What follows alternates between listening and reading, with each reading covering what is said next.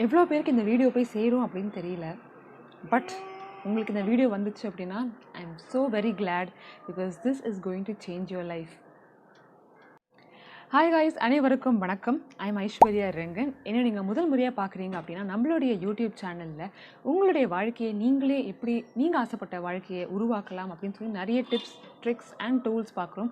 So இந்த வீடியோவில் ஸ்பெசிஃபிக்காக நம்ம 2021 சீரீஸ் பார்க்குறோம். இந்த வீடியோவில் என்ன பற்றி பார்க்க போகிறோம் அப்படின்னா உங்களுடைய வாழ்க்கையை மாற்றக்கூடிய 5 முக்கியமான புத்தகங்களை பற்றி பார்க்க போகிறோம். இந்த புக்ஸ் எல்லா வீடியோலையும் சொல்லக்கூடிய ரெகுலர் டைப்ஸ் ஆஃப் புக்ஸாக இருக்காது. ஸோ இந்த 5 வித்தியாசமாக இருக்கும், நீங்கள் கேள்விப்படாத புக்ஸாக தான் இருக்கும். ஸோ வாங்க நம்ம இப்போது வீடியோக்குள்ளே போகலாம். ஃபர்ஸ்ட் புக் நம்ம என்ன பார்க்க போகிறோம் அப்படின்னா autobiography of a yogi by Paramahamsa Yogananda. இவர் யார் அப்படின்னு தெரியாதவங்க கூட இந்த புக்கை படிக்கலாம். அவ்வளவு அழகான ஒரு மோட்டிவேஷ்னல் ஸ்டோரியாக இருக்கும். ஒரு கதையை படிக்கிற மாதிரி பாருங்கள், ஒரு புக்கு ஒரு படமை பார்க்குற மாதிரி பார்த்தீங்கன்னா ஈஸியாக இந்த புக் போகும். இந்த புக் மிகப்பெரிய மாற்றத்தை உங்களுடைய லைஃப்பில் உருவாக்கும். நிறைய பிக்கெஸ்ட் அச்சீவர்ஸ் உங்கள் வாழ்க்கையில் ஸ்டீவ் ஜாப்ஸ், அப்புறம் மைக்ரோசாஃப்ட் ஓனர், அப்புறம் விராட் கோலி, இந்த மாதிரி நிறைய பேர் வந்து இந்த புக்கை வந்து படிக்கணும் உங்கள் வாழ்க்கையில் கண்டிப்பாக அப்படின்னு சொல்லி நீங்கள் பார்த்துருப்பீங்க. ஏன் அப்படின்னு நீங்கள் இந்த புக்கை படித்தால் மட்டும்தான் உங்களுக்கு புரியும். உங்களுடைய வாழ்க்கையில் எவ்வளவு விஷயங்கள் அவுட் ஆஃப் யுவர் கண்ட்ரோல், உங்களுடைய சக்தியை மீறி எவ்வளோ விஷயங்கள் உங்களுக்கு சாதகமாக நடக்கிறது, நீங்கள் சாதிக்கணும் அப்படின்றதுக்காக எவ்வளோ விஷயங்கள் நடக்கிறது, நம்ம சக்திக்கு மீறி நம்ம சக்திக்கு அப்பாற்பட்டு எவ்வளோ விஷயங்கள் இருக்கிறது அப்படின்னு சொல்லிட்டு நிறைய விஷயங்கள் இந்த புக்கில் எக்ஸ்பிளைன் பண்ணுவாங்க. இதெல்லாம் எனக்கு நம்பிக்கை இல்லைப்பா அப்படின்னு சொல்கிறவங்களுக்கு கூட இந்த புக்கை நீங்கள் சும்மா ஒரு படம் மாதிரி இல்லாட்டி ஏதோ ஒரு ஸ்டோரி புக் மாதிரி நீங்கள் படித்து பாருங்கள். கண்டிப்பாக உங்களுக்கு ரொம்ப இன்ட்ரெஸ்டிங்காகவும் இருக்கும், ரொம்ப மோட்டிவேட்டிங்காக இருக்கும். இந்த புக் படித்து முடிச்சுட்டு நீங்கள் வெளியில் வரும்போது ஒரு ரெஃப்ரெஷிங்கான ஒரு ஃபீலிங் கிடைக்கும். அது சில புத்தகங்களில் மட்டும்தான் கிடைக்கும். ஸோ கண்டிப்பாக இந்த புக் நீங்கள் மிஸ் பண்ணவே கூடாது. நம்ம இரண்டாவது பார்க்க போகிற புக் அப்படின்றது சேப்பியன்ஸ். இந்த புத்தகம் நிறைய பேர் நீங்கள் கேள்விப்பட்டிருப்பீங்க, தமிழ் மொழியிலையுமே அவைலபிளாக இருக்குது.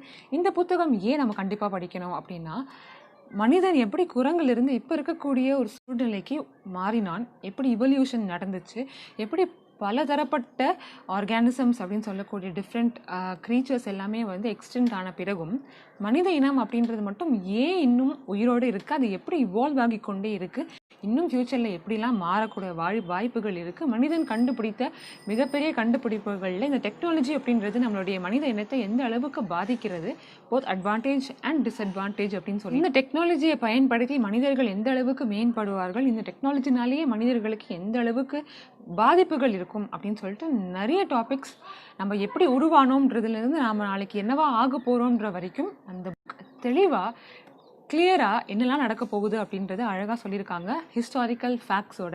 ஆனால் அது ஹிஸ்ட்ரி புக் படிக்கிற மாதிரியே இருக்காதுங்க, ஒரு ஸ்டோரி புக் படிக்கிற மாதிரி தான் இருக்கும்.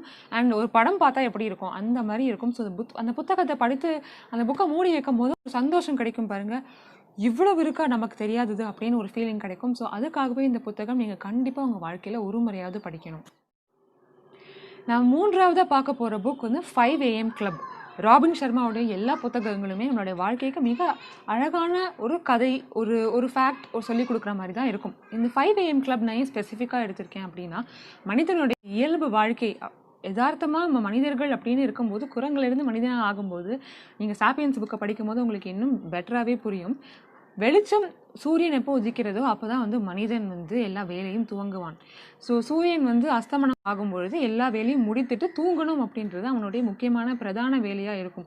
ஆனால் இப்போ நம்ம டெக்னாலஜி கண்டுபிடிச்சதுனால எலக்ட்ரிசிட்டி அப்படின்றது ஒன்று வந்ததுனால நமக்கு 24 ஹவர்ஸும் வெளிச்சம் அப்படின்ற ஒரு சூழ்நிலையில் நம்ம பல விஷயங்களை வந்து அதனோட டைமில் பண்ண மாட்டோம். அப்படி இருக்கும்பொழுது பல பேர் நம்மள நிறைய பேர் வந்து 5 மணிக்கு எழுந்துக்கிறது அப்படின்றது ஒரு மிகப்பெரிய கடினமான ஒரு விஷயமா இருக்கும்.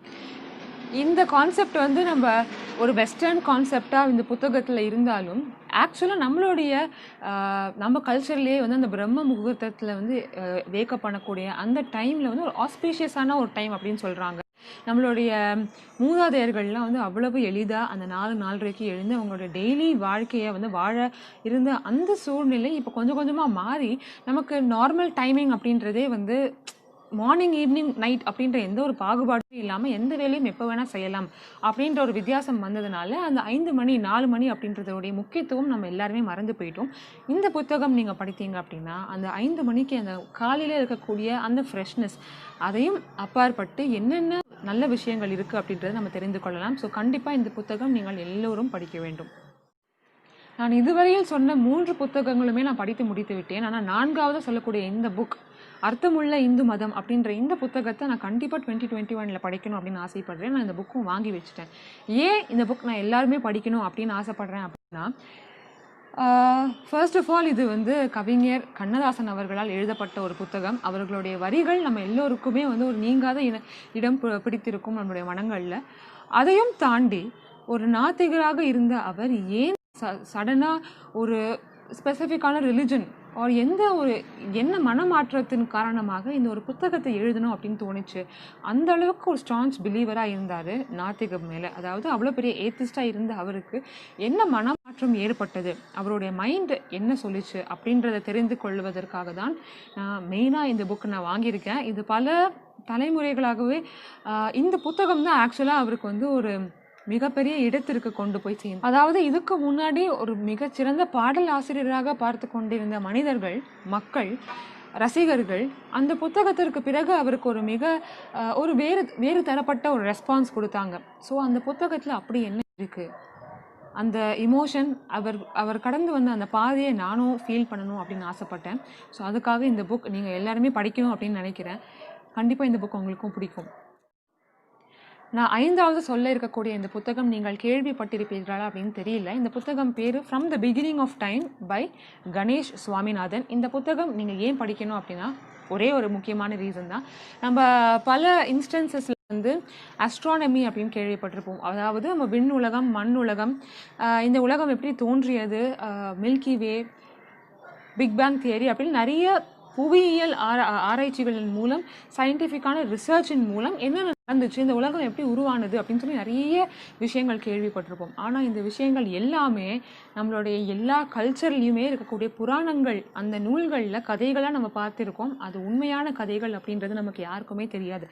நம்ம இந்தியன் டெக்ஸ்டில் மட்டும் இல்லைங்க, புத்திசம்லேயும் சரி, கிரீக் மித்தாலஜிலையும் சரி, ஆஃப்ரிக்கன் டெக்ஸ்டில் எந்த ஒரு ஊர்லேயும் அந்தந்த கல்ச்சரில் இருக்கக்கூடிய ஃபோக்லோர் அப்படின்னு சொல்லுவாங்க இல்லையா, அந்த கிராமிய கதைகள், அந்த கதைகள் ஆக்சுவலாக வந்து ஒரு கதை கிடையாது. பட் இன்ஃபேக்ட் நிஜமாலே நம்மளுடைய முன்னோர்கள் கண்டுபிடித்த முக்கியமான அறிவியல் கண்டுபிடிப்புகள் அப்படின்னு ஒரு ப்ரூஃபோட காமிக்கிறார். நம்மளுடைய தமிழக கதைகள் மட்டும் கிடையாது, இந்தியன் கதைகள், அதாவது ராமாயணம், மகாபாரதம், அதையும் தாண்டி நம்ம கண்ட்ரியை தாண்டி ஹிந்துயிசமை தாண்டி பல கதைகள் இருக்கு இல்லையா, அந்த கதைகள் எப்படி எக்ஸாக்டாக மேட்ச் ஆகுது சயின்டிஃபிக் ரிசர்ச்சோட அப்படின்னு அழகாக ஒரு பெரிய ரிசர்ச்சான ஒரு கதையை ஒரு சின்ன புக்கில் நம்ம எல்லாருக்கும் புரியும்படி கொடுத்துருக்காரு. தீவிரமாக நம்பக்கூடிய ஒரு விஷயம் என்ன அப்படின்னா, கடவுள் அண்ட் சயின்ஸ் அப்படின்றது வெவ்வேறு விஷயங்கள் கிடையாது.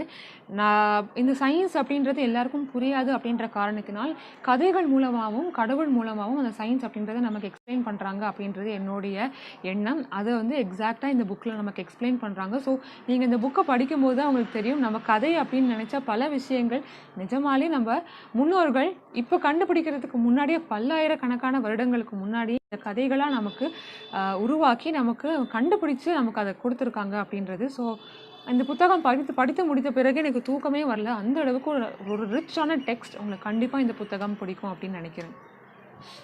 நான் இதை ஏன் சொல்கிறேன் அப்படின்னா, நான் எங்கேயோ ஒரு இடத்துல படித்தேன், ஆல்பர்ட் ஐன்ஸ்டைனே அவர் ஒரு மிகப்பெரிய சயின்டிஸ்ட்னு தெரியும். அவரே வந்து ஒரு வாட்டி சொல்லியிருக்காரு, சயின்ஸுக்கும் கடவுளுக்கும் மிகப்பெரிய வேறுபாடு கிடையாது. ஆனால் புரியாத மனிதர்கள் தான் சயின்ஸ் வேறு, ரிலிஜன் வேறு அப்படின்னு சொல்லி சண்டை போட்டு கொண்டிருக்கிறார்கள். ஆனால் மிகப்பெரிய உண்மை என்ன அப்படின்றது நீங்கள் சயின்டிஃபிக்கான ரிசர்ச்சை கண்டுபிடித்து இந்த ரிலீஜியஸான டெக்ஸ்ட்டை படிக்கும்போது தான் உங்களுக்கு புரியும். அது எந்த மதத்தோடைய புக்காக இருந்தாலும் சரி, எவ்வளவு உண்மை ரெண்டுமே ரெண்டும் சேம் அப்படின்றது உங்களுக்கு அப்போ தான் புரியும் அப்படின்னு சொல்கிறாரு. நான் ஃபைனலாக சஜஸ்ட் பண்ணக்கூடிய புத்தகம் எது அப்படின்னா டெத் பை ஜக்கி வாசுதேவ். இது வந்து தமிழில் இன்னும் மாற்றலை, ட்ரான்ஸ்லேட் பண்ணல அப்படின்னு நினைக்கிறேன். பட் இது இங்கிலீஷில் அவைலபிளாக இருக்குது. இந்த புத்தகம் எதை பற்றி அப்படின்னா, டைட்டில் சொல்கிற மாதிரியே இறக்கும் பொழுது என்ன நடக்கிறது, இறந்த பின் நமக்கு என்ன ஆகிறது, நம்ம உடம்புக்கும் நம்ம ஆன்மா அப்படின்னு சொல்கிறாங்களே அதுக்கெலாம் என்ன ஆகுது அப்படின்னு சொல்லி ஒரு விலாவரியாக சயின்டிஃபிக்கான ப்ரூஃபோட வேற அவர் கொடுக்குறாரு. இந்த புத்தகம் ரொம்ப எக்ஸ்டென்சிவாக இருக்கும். ஸோ இதை படித்தா இதை மறுக்கவே முடியாது, அந்த அளவுக்கு ரொம்ப ஸ்ட்ராங்காக இருக்கும். அண்ட் நிறைய பேரால் இதை ஏற்றுக்க முடியுமா அப்படின்னு கூட தெரியல. ஸோ உங்களுக்கு இந்த டாப்பிக்கில் இன்ட்ரெஸ்ட் இருந்துச்சு அப்படின்னு நீங்கள் நினைக்கிறீங்க அப்படின்னா மறக்காமல் இந்த புத்தகத்தை உங்களோட வாழ்க்கையில் எப்பயாவது ஒரு முறை நம்ம எப்பயாவது படித்தே ஆகணும் அப்படின்னு இருக்கக்கூடிய அந்த லிஸ்ட்டில் இந்த புத்தகத்தையும் நீங்கள் வந்து ஆட் பண்ணிக்கலாம். ஓகே. ஸோ அவ்வளோதான் மக்களே. இந்த 6 புத்தகங்கள்லாம் என்னுடைய வாழ்க்கையில் ஒரு மிகப்பெரிய மாற்றத்தை ஏற்படுத்தின புத்தகங்கள். ஸோ கண்டிப்பாக உங்களுக்கும் பிடிச்சிருக்கும் அப்படின்னு நினைக்கிறேன். பிடிச்சிருந்தா மறக்காமல் லைக் பண்ணி ஷேர் பண்ணுங்கள். அண்ட் உங்கள் ஃப்ரெண்ட்ஸ் கூட ஷேர் பண்ணிவிட்டு மறக்காமல் இந்த சேனலுக்கு சப்ஸ்கிரைப் பண்ணிக்கோங்கப்பா. அண்ட் இந்த புத்தகங்கள் நான் வந்து ஒவ்வொரு டைமும் படித்து முடித்த பிறகு என்னோட இன்ஸ்டாகிராம் பேஜில் நான் வந்து நிறைய சொல்லுவேன், ஏன் இந்த புக் எனக்கு பிடிச்சிருக்கு, ஏன் இந்த புக் பிடிக்கல அப்படின்னு. ஸோ என்னை நீங்கள் இன்ஸ்டாகிராமில் கூட ஃபாலோ பண்ணலாம். என்னோட இன்ஸ்டாகிராம் ஐடி இங்கே நான் வந்து டிஸ்ப்ளே பண்ணியிருக்கேன். ஸோ அவ்வளோதான் மக்களே. Until we see you all in another great video. Take care, stay safe, bye bye and happy reading.